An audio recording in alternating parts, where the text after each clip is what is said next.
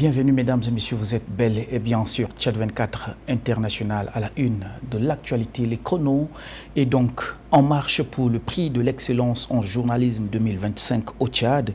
L'initiative de cette édition vise à repérer les nouveaux talents et à encourager les jeunes journalistes vers l'excellence professionnelle.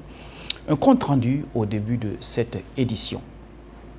Et voici pour les titres. La haute Autorité des médias et de l'audiovisuel a lancé ce samedi le prix de l'excellence en journalisme pour l'édition 2025. L'objectif est donc de repérer de nouveaux talents et d'encourager les jeunes journalistes à atteindre un niveau de professionnalisme. Compte rendu à Siam Kandiara.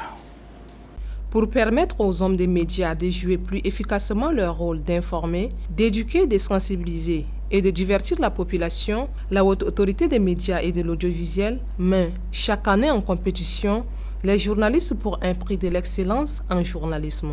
Cette édition dédiée à la mémoire d'Emmanuel Bialoum Touadé prend le nom de ces pionniers de la presse tchadienne.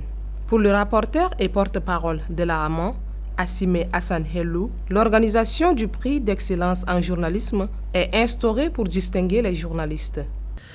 La cérémonie qui nous réunit aujourd'hui est le lancement officiel du prix de l'excellence en journalisme édition 2025. Le prix de l'excellence en journalisme est une activité organisée annuellement pour primer les journalistes qui se distinguent par leur talent et la qualité de leurs œuvres. Chaque année, la Hama attribue au prix de l'excellence en journalisme le nom d'un acteur de la profession. Le genre journalistique exigé concerne le reportage sur tous les sujets jugés pertinents. Le prix Emmanuel Bialoum Touadé est un concours ouvert à tous les journalistes exerçant dans un média du Tchad et détenteurs de la carte d'identité du journaliste professionnel. En santé, la vague de la chaleur affecte fortement la population du Tchad, en particulier à N'Djamena, rendant la situation difficile pour les habitants. Quels sont réellement les effets de la chaleur sur le corps humain et comment peut-on y faire face? Écoutez les conseils du docteur Adam Alikana, il est médecin généraliste. Quand il y a une alternance de la chaleur et également de la fraîcheur, l'organisme étant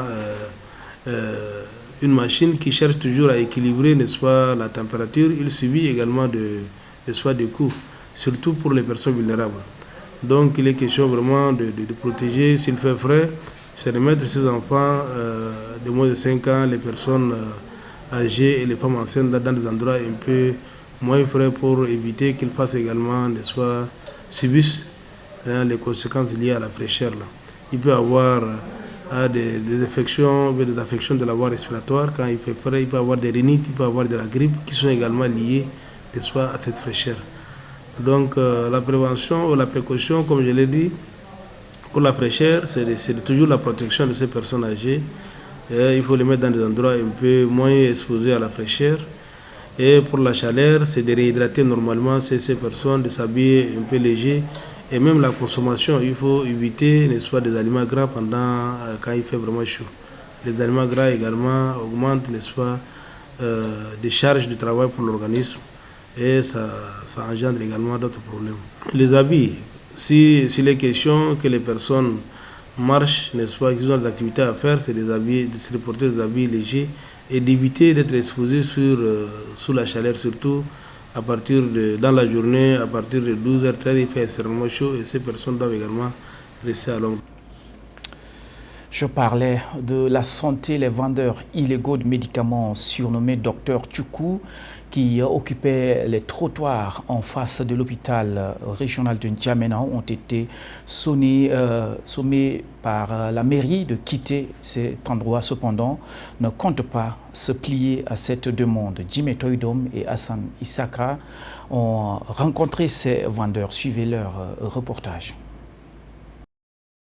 Dimanche 30 mars, dès 7h, les vendeurs de produits pharmaceutiques appelés Dr Tchoukou, qui occupaient le trottoir de la chaussée passant devant l'hôpital mère et enfant, depuis des années ont été contraints de plier leurs affaires suite à une demande de la mairie pour laisser libre passage au président de la République qui s'est rendre à la grande mosquée pour prier selon ces derniers. Sans coup féril, ils ont accepté de retirer leur kiosque temporairement, espérant y revenir rapidement pour mener leurs activités. Cependant, cette décision opportuniste tourne en leur défaveur. Les docteurs Tchoukou ont été informés qu'il leur est interdit d'y réinstaller leur kiosque. Certains de ces aventuriers vivent dans la consternation et ne décolèrent pas. C'est pas aujourd'hui qu'on vend les comprimés, nous sommes nous les docteurs Tchoukou là. Ça fait des années. Il y a certains jeunes qui viennent d'arriver. Et comme vous savez, les pauvres n'ont pas la parole. Et quand tu es là en train de chercher un 100 francs, les gens viennent t'embêter. On paye le droit de la mairie à la fin du mois, normalement. Non, nous ne sommes pas avertis. Nous, on pensait que le président est parti pour prier. Ils ont dit mettez vos trucs dedans et puis en mettant dedans là, c'est fini.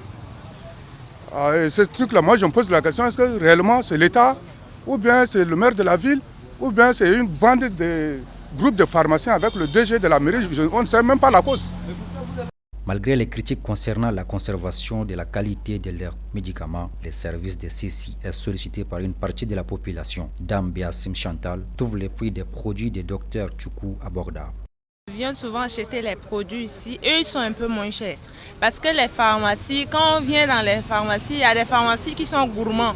Alors qu'avec eux, si tu as 1000 francs, 1500, tu peux acheter les produits pour donner à ton enfant. Ça ne tue pas, je ne confirme pas cela, que leurs médicaments tuent là. Non.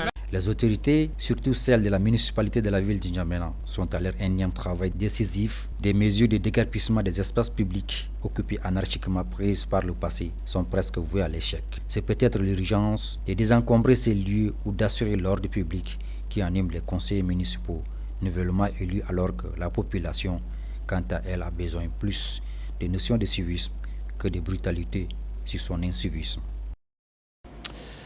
Cette fois-ci, c'est dans le cadre de la chronique nutrition. Les feuilles de manioc jouent un rôle essentiel dans l'alimentation de nombreux Africains, en particulier au Tchad. Elles sont reconnues pour leurs nombreux bienfaits. C'est le choix de Della Nathalie. La feuille de manioc de son nom scientifique Manioc labellifolia Paul est originaire de l'Amérique tropicale et a été introduite en Afrique au XVIe siècle. Les feuilles de manioc sont une base culinaire dans de nombreux plats africains, notamment en Afrique centrale. Elles possèdent des vertus nutritionnelles essentielles. Elles contiennent des protéines végétales, apportent une valeur nutritionnelle importante à l'organisme. Ces feuilles ont aussi des actions antibactériennes. Elle offre une protection contre la toxicité rénale, maintient une pression artérielle normale cruciale pour la santé. Les vitamines A, B, C qu'elle regorge contribuent à renforcer le système immunitaire. Elles sont également une bonne source de minéraux tels que le calcium, le fer et le potassium. De plus, elles jouent un rôle considérable dans la santé des os et de la peau en renforçant le système immunitaire et contribuant à la réduction du risque de diabète et des maladies cardiovasculaires. Les feuilles de manioc sont aussi utilisées dans la médecine traditionnelle pour traiter la varicelle, la conjonctivite, les brûlures et lutter contre l'anémie. Et dans l'actualité internationale, on retrouve Taïwa Félix Ngangé qui nous fait les détails. En République démocratique du Congo, la cité minière de Walikale est repassée sous le contrôle des forces armées congolaises. Cette cité de plus de 60 000 habitants était prise en otage par les forces armées de M23 depuis 2 semaines après des combats. Ce groupe armé appuyé par le Rwanda a annoncé finalement son retrait. En France, après la condamnation de la chef de l'extrême droite, Marine Le Pen a 4 ans de prison, dont 2 fermes ainsi qu'à une amende de 100 000 €. Une enquête est ouverte après des menaces contre les magistrats qui ont participé à son procès et à sa condamnation pour détournement de fonds publics. Entre-temps, le président américain Donald Trump appelle à la libération de Marine Le Pen en jugeant que sa condamnation à une peine d'inéligibilité constitue une chasse aux sorcières pour l'empêcher de remporter la présidentielle française de 2027. Une position également partagée par son vice-président qui dénonce une absence de démocratie. Pour rappel, Marine Le Pen a été condamnée en première instance pour détournement de fonds publics par le tribunal de Paris dans l'affaire des assistants de parlementaires européens. Les juges ont prononcé une peine d'inéligibilité de 5 ans avec exécution provisoire à l'encontre de la députée, également condamnée à 4 ans de prison, dont 2 fermes aménagées sous bracelet électronique. C'est la fin de cette édition. Restez des nôtres sur Tchad 24. Le programme continue. Je vous retrouve très prochainement. Bientôt.